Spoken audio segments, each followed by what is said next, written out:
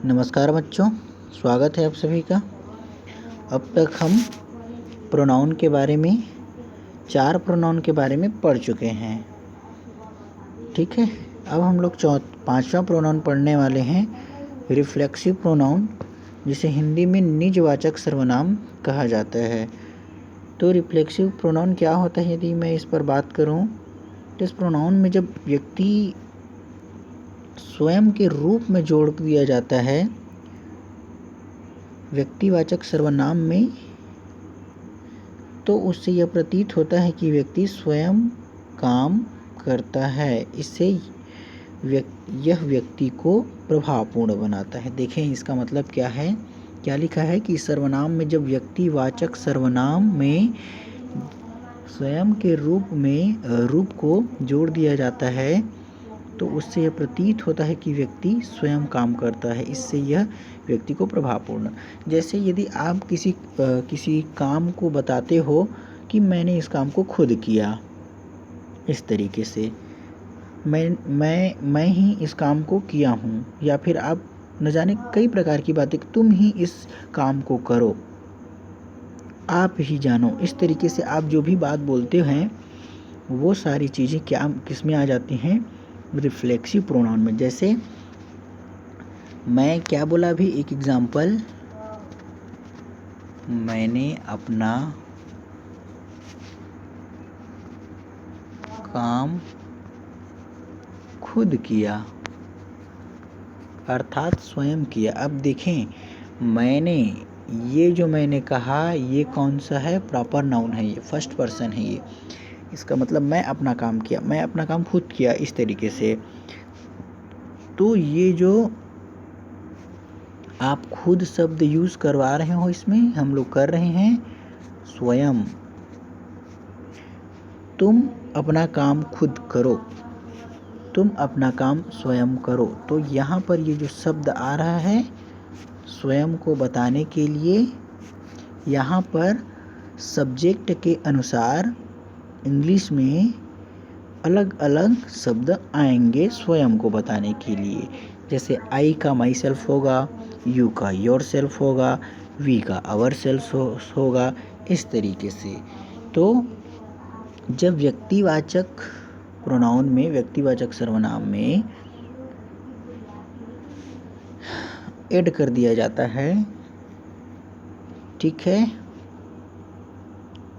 तो हम लोग इस सर्वनाम को रिफ्लेक्सिव प्रोनाउन या निजवाचक सर्वनाम कहते हैं। तो अब इसका एग्जाम्पल हम लोग देखें। एग्जाम्पल में क्या लिखा है, I do it my self, I do it my self. I do मैं करता हूँ, इट इसे माई सेल्फ, इसका मतलब मैं खुद इसे करता हूँ।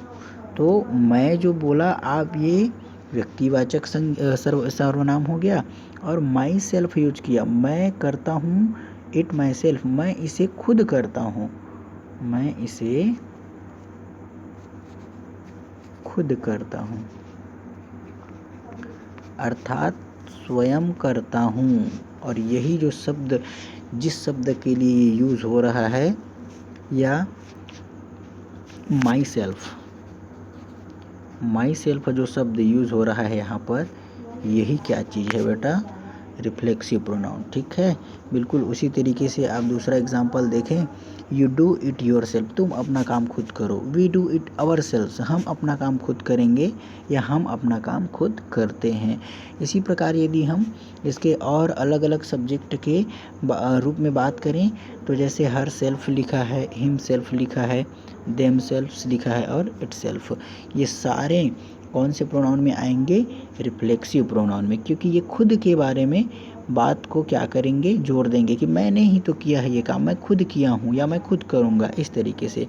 अब क्या लिखा है, एक नोट जो है, रिफ्लेक्सिव प्रोनाउन है, इसका प्रयोग कर्ता के बाद या कर्म के स्थान पर प्रयोग होता है। तो आपको मैं बता दूं, रिफ्लेक्सिव प्रोनाउन का जो प्रयोग है वो हमेशा कर्ता के बाद में या कर्म के स्थान पर होता है। जैसे आप यदि देख रहे होंगे तो ये जो आई डू मैं करता हूँ, इसे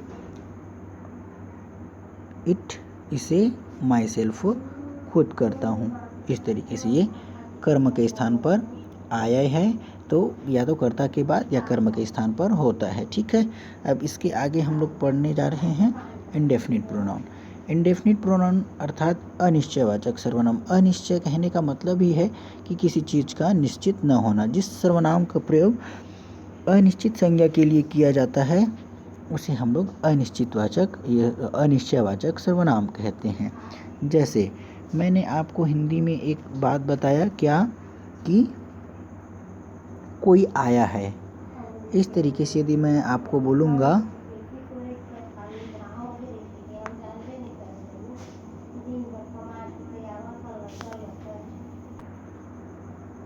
जैसे आपने कहा कोई आया है, ठीक है, कोई आया है, तो कोई आया है, इससे ये पता चला क्या कि कौन आया है। आपको फिक्स हुआ क्या, श्योर हुआ क्या?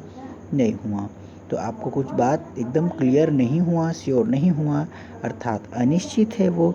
और जब अनिश्चित है तो आप ये जो शब्द यूज़ किए, कोई आया है, मतलब कौन आया है हमें पता नहीं है, तो यही जो कोई शब्द है वो किस में आ जाएगा? इंडेफिनिट प्रोनाउन या फिर अनिश्चयवाचक सर्वनाम। जैसे मैं अगर बात करूं, मैंने यदि कहा कि मेरे जेब में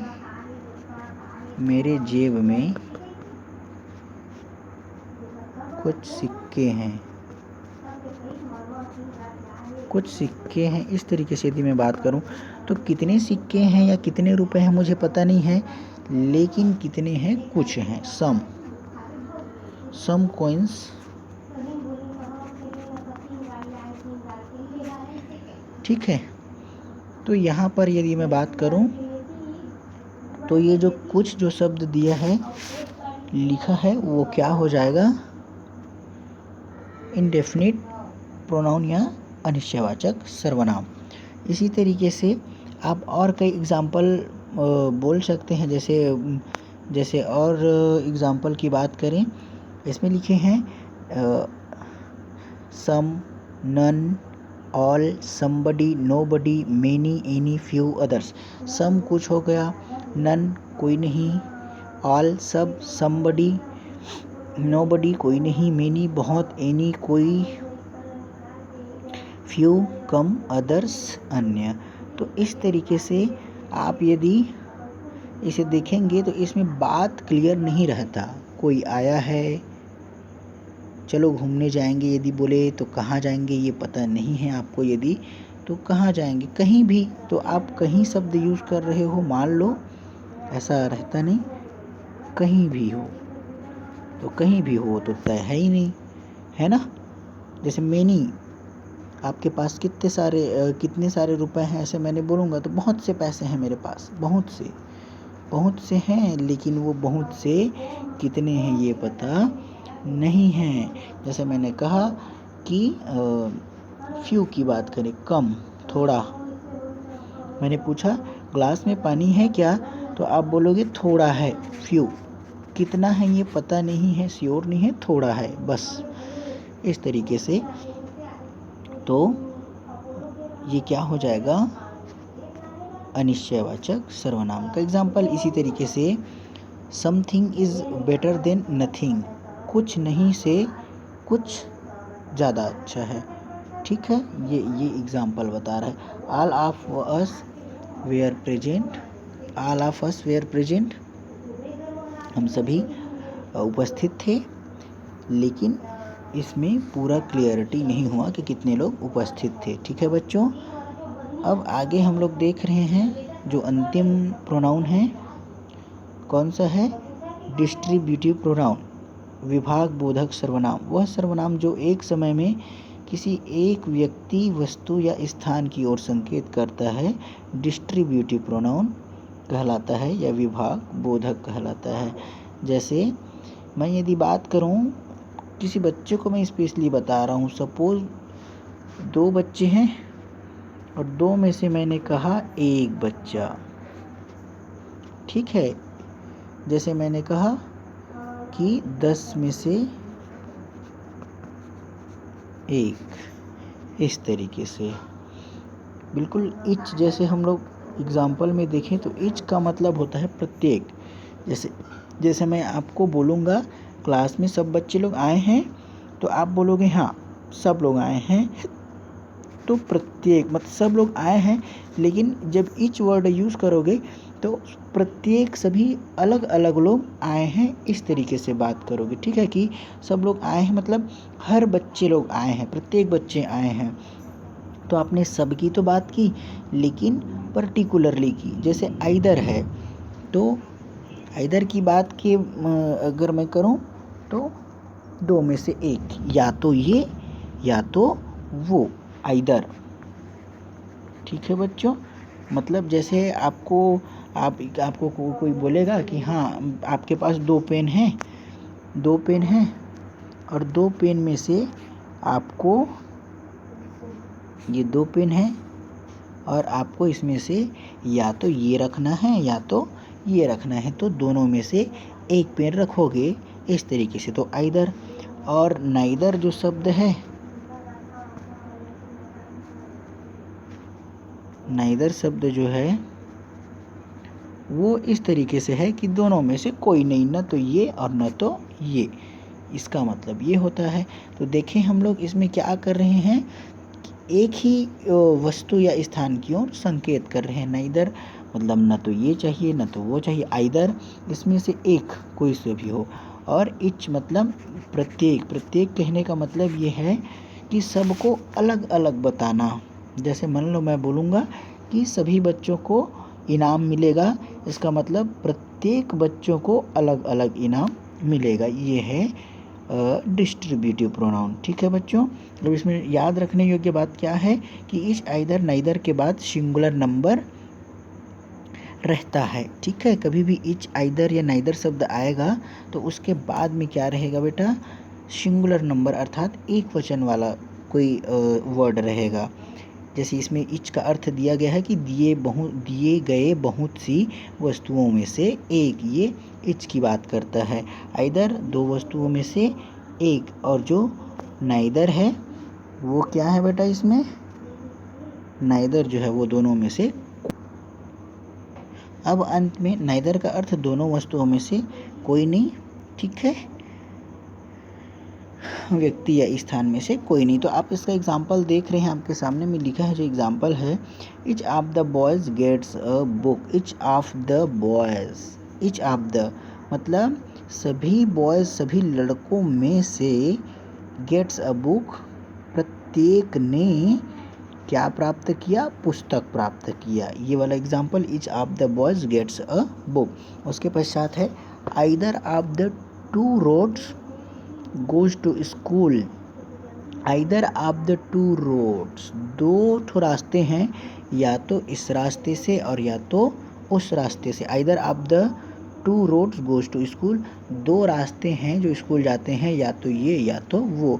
और अंत में है नाइदर का जो एग्जाम्पल है, neither of the to boys is good, neither of the to boys is good, दोनों में से कोई बच्चे अच्छे नहीं हैं, इस तरीके से, या अच्छे हैं। Neither of the to boys is good जो भी है, इसका आपको एग्जाम्पल तो कुछ भी बना लेना है, लेकिन जो बातें आपको समझनी है, जो फैक्ट आपको जानने हैं इसमें, या जो रूल है उसको समझने हैं, वो क्या है, इच, आइदर और नाइदर।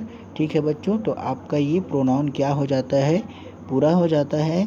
और आप सभी इसे अपनी कॉपी में लिखिए, अच्छे से बनाइए, और कापी इस तरीके से बनाइए, ग्रामर वाला कापी कभी चेंज नहीं होता, इसीलिए आपको अभी का बनाया हुआ कापी जो रहेगा वो हमेशा काम आएगा। इसीलिए आपको अपनी ग्रामर कापी को अच्छे से लिखना है, और उसी को आपको इधर उधर नहीं रखना है ना। अब अगले क्लास में गए तो हम लोगों का ये काम नहीं आने वाला है, नहीं है बेटा, हमेशा काम आता है जो ग्रामर कापी रहता है, क्योंकि ग्रामर कभी बदलता नहीं है। आप 8th में हो तो भी वही है, 7th में हो तो भी वही है, आप 9th 10th में जाओगे तो भी सब वही चीज़ें रहेंगी। ठीक है, बस उसका थोड़ा बहुत विस्तार होते चले जाता है। आज कुछ को पढ़ोगे तो बाकी क्लास, अगले वाले क्लास में दूसरे चीज़ को पढ़ोगे। तो इस तरीके से आप अपनी कॉपी को बनाइए, अच्छे से लिखिए, समझ में ना आए उनको बार बार पूछिए। ठीक है, धन्यवाद।